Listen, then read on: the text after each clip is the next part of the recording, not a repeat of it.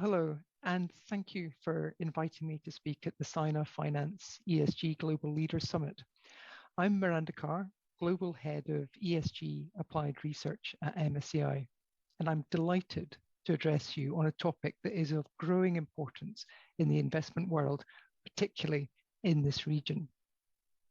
Because even though ESG and sustainable investing has become a hot topic across the Asian markets and China in particular over the last few years, with a growing pool of investors realizing the benefits of integrating many of a company's non-financial performance metrics into their analysis and stock research, there's still some confusion about exactly how, and in some cases possibly why, to do this at a company and a portfolio level.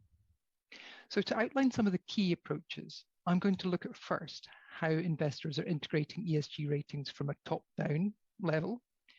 Second, how ESG metrics can be integrated from a bottom-up approach. And third, how the new focus on sustainability and green revenues is adding an additional layer of analysis. So first, at a top level, ESG ratings have become the standard and cover a wide spectrum of metrics. So this is from environmental to social to corporate governance factors, with their main role to identify aspects of a company's performance that are not captured in its financial statements, and to give a broader view of how a company addresses long-term risks and opportunities associated with these key E, S, and G issues. So in general, ESG ratings are designed to give a high-level assessment of a company's performance relative to its peer group, and can be used in a portfolio either to tilt towards the better ESG performers, or you can help improve overall risk-adjusted returns by screening out the highest risk ESG companies, or alternatively identify individual companies that are either a very high or low ESG risk for further analysis. But most importantly, ESG ratings are not going to tell you how good or virtuous a company is from either a sort of ethical or individual investor point of view, but they aim to identify financially material key environmental, social, and governance issues that might affect the company's long-term performance. So this could be from an environmental standpoint, whether tighter climate change regulation, as we're seeing in China, and higher carbon prices, such as from the carbon trading scheme, will affect the company's outlook. Or from a social standpoint, how poor labor management might damage a company's productivity and profitability. Or from a governance standpoint, whether the company is at risk of being charged with bribery and corruption, or potentially lose its license to operate. The aim of the ESG rating is therefore to provide a combined assessment of these risks, as well as the opportunities for investors.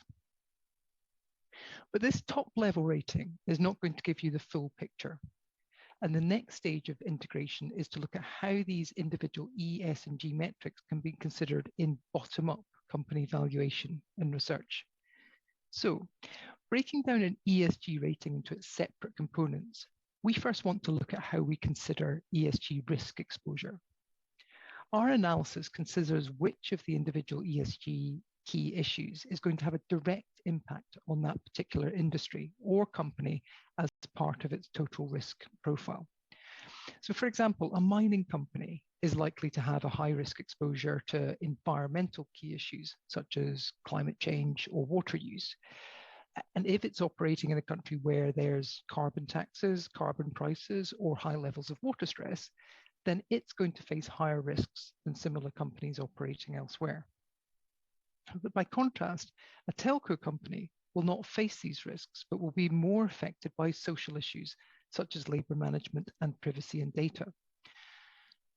The next stage, after identifying what's the company's particular risk exposures, is crucially how it manages these risks at a company level. So this could include companies' policies to deal with the issues, such as the overall labor management policy. It could be its historic performance, any targets it may have set in the future, particularly on environmental and climate change.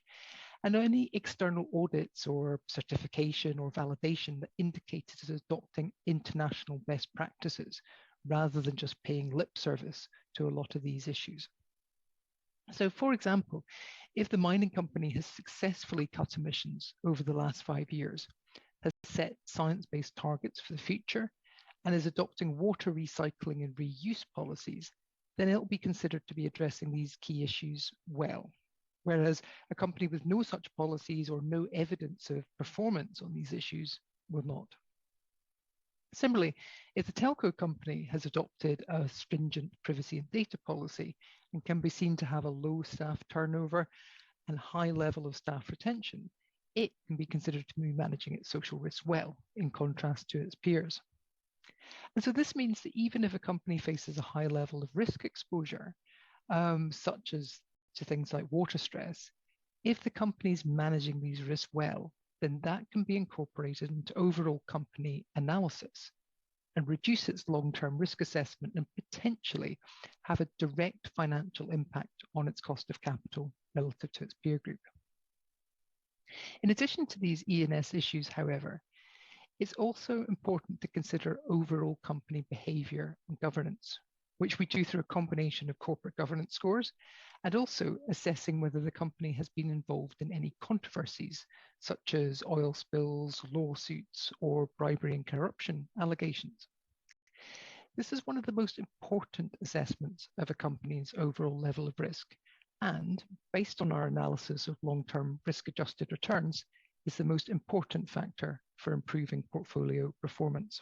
The question we're often asked, though, is if these things are so important for a company's long-term performance and its financial performance in particular, why were they not being included before? And the key difference between conventional company analysis and integrating ESG factors is that using an ESG framework provides a consistent, comparable, and detailed assessment of these risks and opportunities for both companies and their peer group, whereas previously these factors would generally be considered on a much more ad hoc basis. So what ESG integration allows investors to do is put all of this information to a standardized model, and then you can assess the company relative to its peer group, its absolute performance, and then that's a key element in overall risk analysis. And this is why the development of international sustainability accounting standards and disclosure frameworks such as the TCFD, TNFD this year, and also the latest PCAF reporting requirements, as well as other individual country reporting regulation, such as from the CSRC and the Shanghai and Shenzhen stock exchanges, is so important. Having consistent data sets disclosed on the same basis and for the same time frame, and with some element of external validation or criteria, will be a major step forward for ESG integration analysis, as well as providing much greater certainty and visibility for both companies and investors on all of these key ESG issues.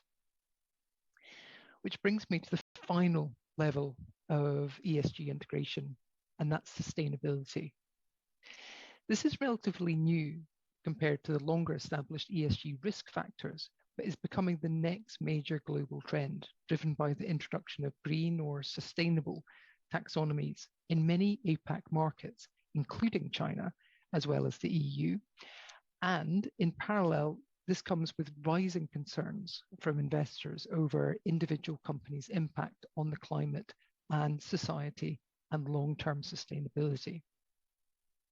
So at present, most of these sustainability metrics just look at a company's revenues and whether these make a contribution to either sustainable environmental or social objectives.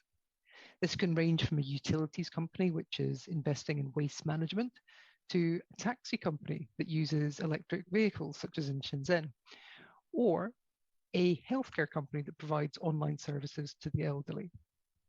Beyond this, however, investors can also consider whether a company is having a positive or negative impact on the environment or society in general through all of its activities and operations. So while this assessment can currently be quite subjective, and there are no defined standards at a global level on this, this is likely to be the area where there is the most focus in coming years. And this is because investors are asking themselves not just how E, S, and G factors affect company performance, but how these factors affect the rest of the world and society. So this means we think we're just at the start of the ESG integration journey, with greater investor awareness of these issues, standardized reporting frameworks, and a renewed focus on sustainability, all driving the next phase of development over the long term. And thank you very much, and I hope you enjoy